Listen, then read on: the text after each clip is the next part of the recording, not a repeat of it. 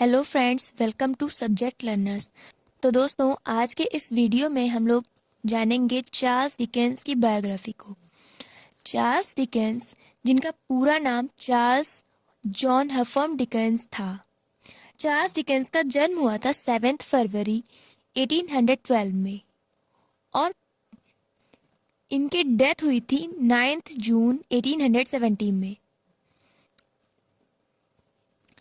अब देखते हैं चार्ल्स डिकेंस क्यों इम्पोर्टेंट है हम लोग के लिए। चार्ल्स डिकेंस जाने जाते थे अपने कैरेक्टर्स के लिए, जैसे कि ग्रेट एक्सपेक्टेशन में एक वीमेन कैरेक्टर था जो कि वेडिंग ड्रेस में ही रह रही थी काफ़ी लंबे समय से। ये अपनी नॉवेल में मिस्ट्री रखते थे। इनकी लाइफ में जो भी सफरिंग्स हुई उनको इन्होंने बहुत ही अच्छी तरह से अपने वर्क्स में उतारा है। इनके वर्क्स में फीमेल कैरेक्टर्स बहुत ज़्यादा स्ट्रांग नहीं होती थी। ये इसलिए भी कहा जाता है क्योंकि जब इनके फादर जेल में थे तो इनकी मदर ने कहा था कि अब डिकेंस ही मतलब फैक्ट्री वगैरह में काम करेंगे और अपनी पढ़ाई छोड़ देंगे। इसलिए ये लोग कहते हैं, इसी वजह से इनकी वर्क्स में फीमेल कैरेक्टर कभी भी ज़्यादातर स्ट्रांग नहीं होता है। और इनका यही स्टाइल, चार्ल्स डिकेंस का इसी तरीके से ये अपने कैरेक्टर्स के लिए जो स्टाइल रखते थे और अपने वर्क्स में जो ये बहुत ही अच्छी तरीके से अपनी सफरिंग्स, लाइफ की सफरिंग्स दिखाते थे, इनको ही कहा जाता था डिकेंसियन। ये इनके वर्क्स का नाम था डिकेंसियन।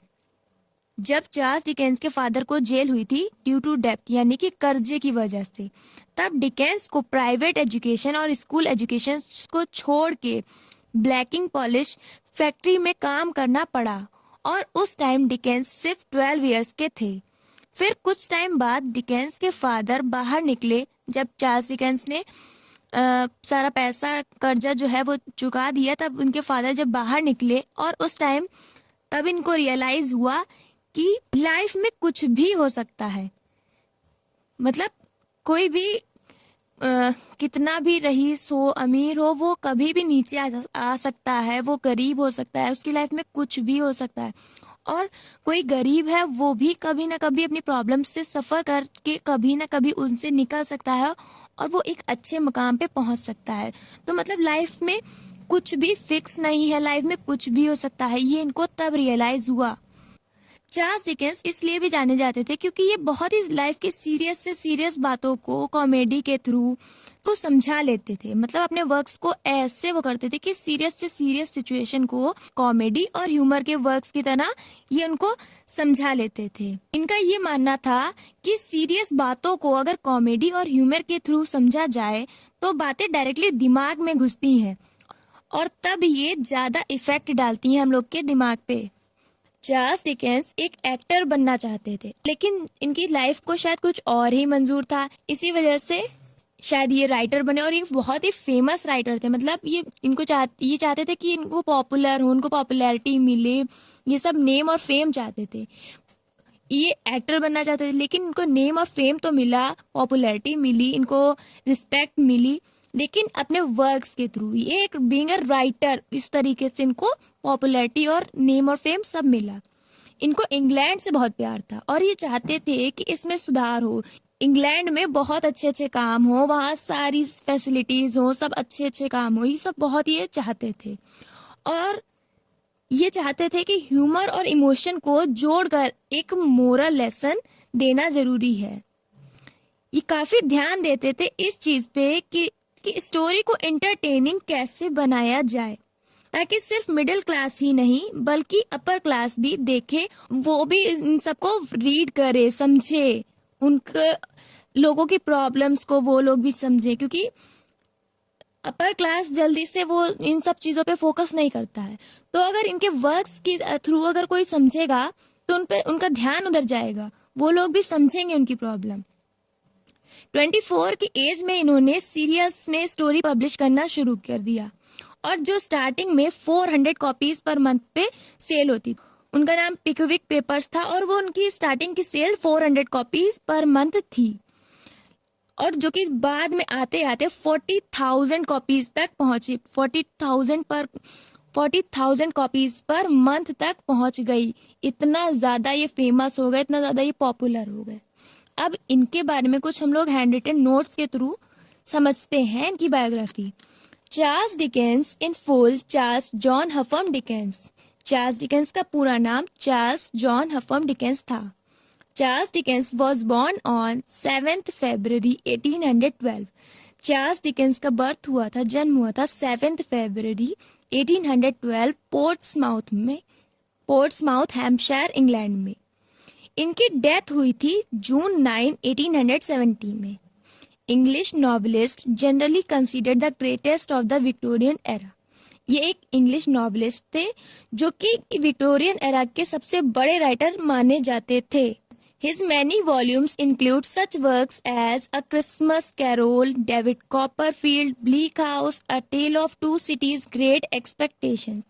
इनके वॉल्यूमनेस वर्क्स थे जैसे कि a Christmas Carol, David Copperfield, Bleak House, a tale of two sides और ग्रेट एक्सपेक्टेशंस।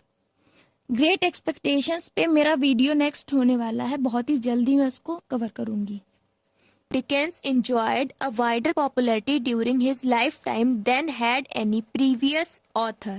Dickens को एक बहुत ही ज़्यादा पॉपुलैरिटी मिली जितने की कोई भी प्रीवियस ऑथर को नहीं मिली थी।